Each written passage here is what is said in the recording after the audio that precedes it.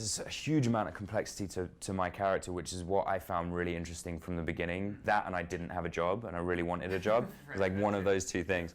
I think what was so interesting about him is he had this huge arc that we knew was already in the books, but I didn't know necessarily if they were going to put that in the stories on TV or whatever.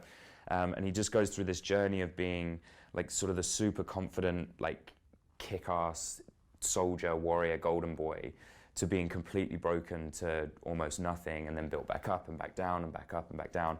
And I think that was really interesting for me because quite literally no 2 days were the same.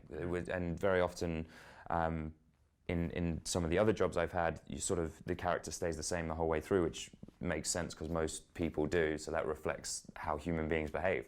But this was really interesting because every episode something was vastly different with my character, which I really enjoyed. Well, that's tricky. So, like the green screen stuff first, like that for me, that's always really hard work because what's difficult is that you have this interaction with people, and because the show, the way we filmed it was so fast paced, very often we didn't have things like the storyboards or the images ahead of time, so we didn't know what these creatures looked like.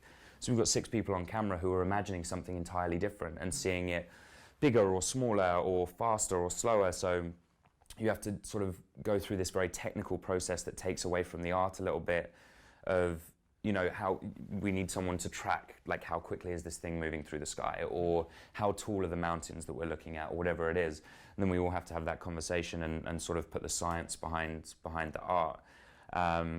As far as like the acting with other actors and the script work and all of the emotional stuff, my thing that I tend to do is I know the lines obviously, and I understand who Jace is as a character, and I understand his thought process and the things he would think in these places, and then I try not to rehearse too much. Like I like to do it on my own, and then I like to run things with like some of the other actors, and some of the other actors don't find that helpful, so it's kind of a sort of a give and take, and you learn and you understand what other people like and how that's going to benefit you and how you can benefit other people.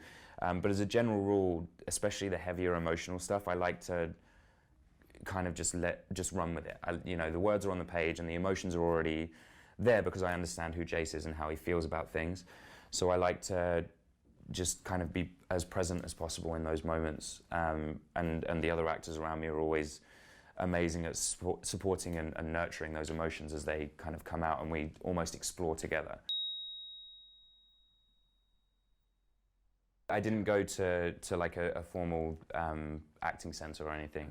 And actually probably through that, that maybe was the case, because I think early in my career I would very much over-rehearse, and I could feel myself, so it sounds very strange, but like actively acting. I could feel myself telling myself to feel these emotions as opposed to actually letting these emotions kind of bubble to the surface via the stimulus.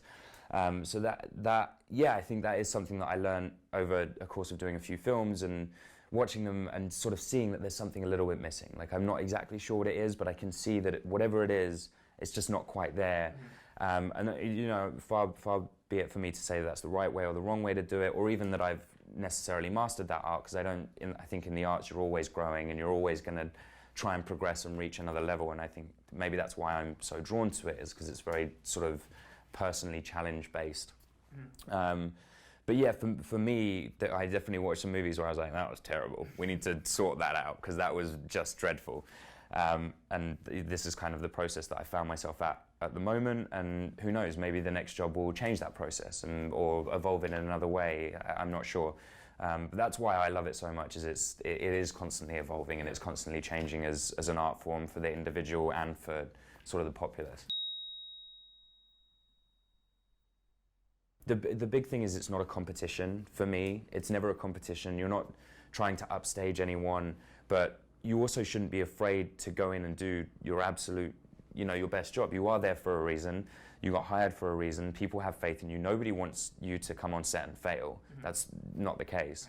And it's the same, with auditions. You can be nervous about auditions, but no casting director wants you to walk into the room and be terrible. Like they're probably at their end of their rope.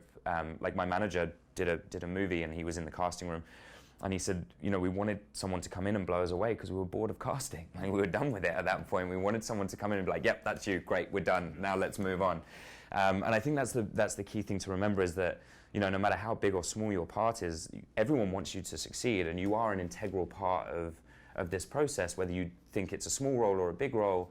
And it's that sort of old saying that there aren't really small roles, because each one is sort of a little piece of the watch or the clock that makes the whole thing work together. So you know, just have confidence in yourself, and be aware that you are a piece of this ensemble, and it's important for you to be there, and it's important for you to show up and be honest and open and give your best performance. It's tricky, and it's very different, sort of dependent on the project, and dependent on, this is something I'm learning more and more. You know, I'm sort of developing relationships with casting directors, and some casting directors like for you to be very sort of to the letter and to the word, and that's very important to them. And some casting directors kind of encourage you not to do that, and encourage you to sort of have a bit of a play with the words or whatever. And the problem with that is there are thousands of casting directors out there, and you're going to meet thousands and thousands. There is no rule for each one. So for me, I do what I try and do if I have the time, and this is something I do on a much bigger level when I've been offered a role for auditions.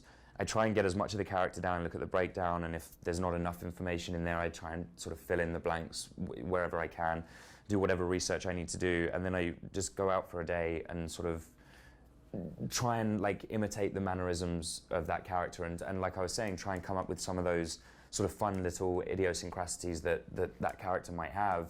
Things like a walk, or like how would they smoke a cigarette, or how would they eat their pasta that day, or how would they drink a beer, and natural things that I would do every day, instead of doing it. And this is something I learned when I did a movie called Not Fade Away with David Chase, and I played a young Mick Jagger, and that was the big thing, was, and it really helped me get into touch with it. I would watch young Mick Jagger videos of him smoking, because he didn't smoke the way I smoked, he smoked the way Mick Jagger smoked.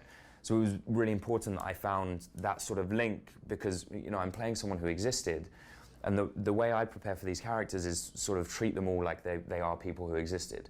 They have a way that they walk, they drive their car a certain way, they, like I said, they smoke a certain way, they eat a certain way, you know, they sleep a certain way. They, like, is he the sort of person who likes to sleep on his back, or does he roll over, does he move in his sleep?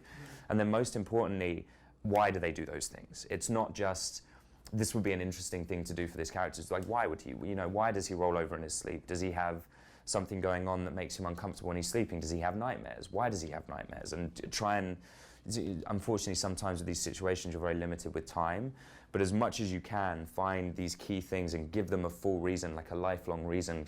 The characters I'm playing are anywhere between 20 and 30, and it means they've had between 20 and 30 years of living, and there's a reason they do everything that they do, whether it's, you know, an injury, or they're afraid of something, like, and things like that.